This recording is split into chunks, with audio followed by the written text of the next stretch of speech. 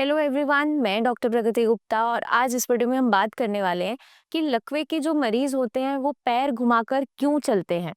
जब भी किसी को पैरालिसिस होता है तो पैर जो चाल है वो बदल जाती है, आपके हाथ की मूवमेंट भी रिस्ट्रिक्ट हो जाती है। तो अक्सर जो देखने को मिलता है सर्कमडक्टरी गेट हमें देखने को मिलती है, मतलब कि जब पेशेंट पैर रखता है, चलने की कोशिश करता है तो उसका पैर इस तरीके से घूम के रखा जाता है। मतलब वो पंजा पहले नीचे लगाता है और एड़ी बाद में लगती है। तो इसे हम सर्कमडक्शन गेट बोलते हैं। इसके पीछे रीज़न क्या है? जो ब्रेन के अंदर क्लॉट आया या हेमरेज हुआ या फिर इंजरी की वजह से ब्रेन का जो हिस्सा काम नहीं कर पा रहा है, वहाँ पर सिग्नल्स प्रॉपर्ली फ्लो नहीं कर पा रहे होते हैं।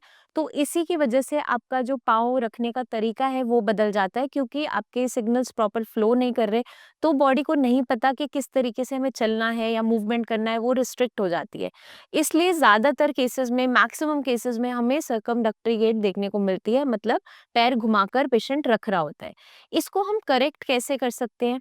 इसकी करेक्शन के लिए हमें स्ट्रेंथनिंग करनी पड़ती है मसल्स की, प्लस ब्रेन के लिए मेडिकेशन साथ में देनी पड़ती है, जो नर्वस सिस्टम को स्ट्रेंथन अप करता है, क्योंकि जो ओरिजिन है इसका वो ब्रेन से ही है। क्योंकि नॉर्मली पाँव में आपकी कोई ऐसी इंजरी नहीं हुई है, कोई मसल में दिक्कत नहीं है जिसकी वजह से आप मूव अच्छे से नहीं कर पा रहे।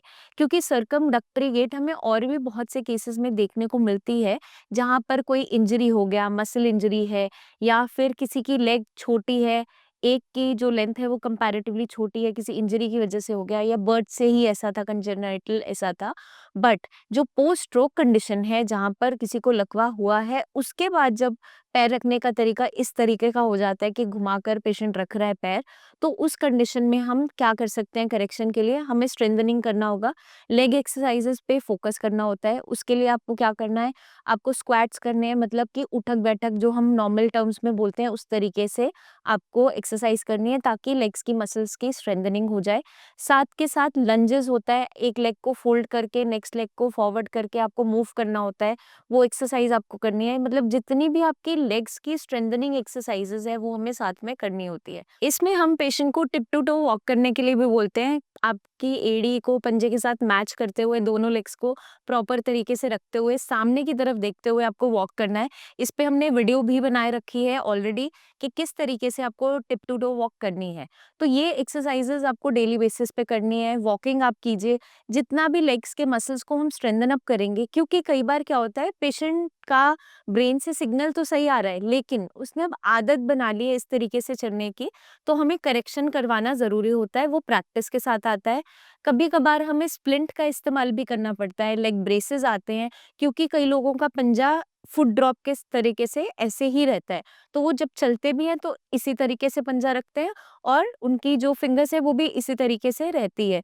तो हम यहाँ पे स्प्लिंट का, ब्रेसेस का इस्तेमाल करते हुए, उसको सपोर्ट देते हुए, एक्सरसाइजेस कराते हुए इसकी करेक्शन कर सकते हैं, क्योंकि पेशेंट्स में काफ़ी अच्छी रिकवरी आ जाती है।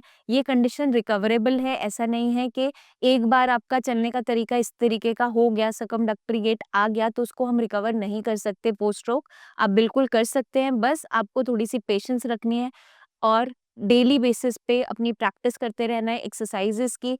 आपकी जो मेडिकेशन हम गाइड करते हैं, जो न्यूरोप्लास्टिसिटी को स्टिमुलेट करती है, as per hour doctors guidelines आपको वो फॉलो करनी है। डाइट को अच्छे से मेंटेन रखना है, हेल्दी डाइट का इंटेक करना है, जिसके अंदर मिनरल्स, विटामिन्स भरपूर हो, ताकि आपकी बॉडी में स्ट्रेंथ बनी रहे।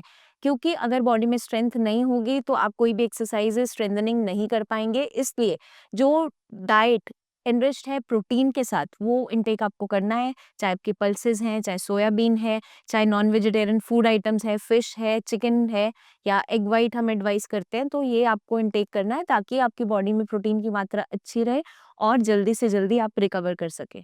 मैं उम्मीद करती हूँ ये वीडियो आपको मदद करेगी समझने में, जानने में कि आपकी जो चलने का तरीका बदल चुका है, जो पैर में घुमाव आ चुका है, उसको हम कैसे करेक्ट कर सकते हैं और इसके पीछे कारण क्या रहा है।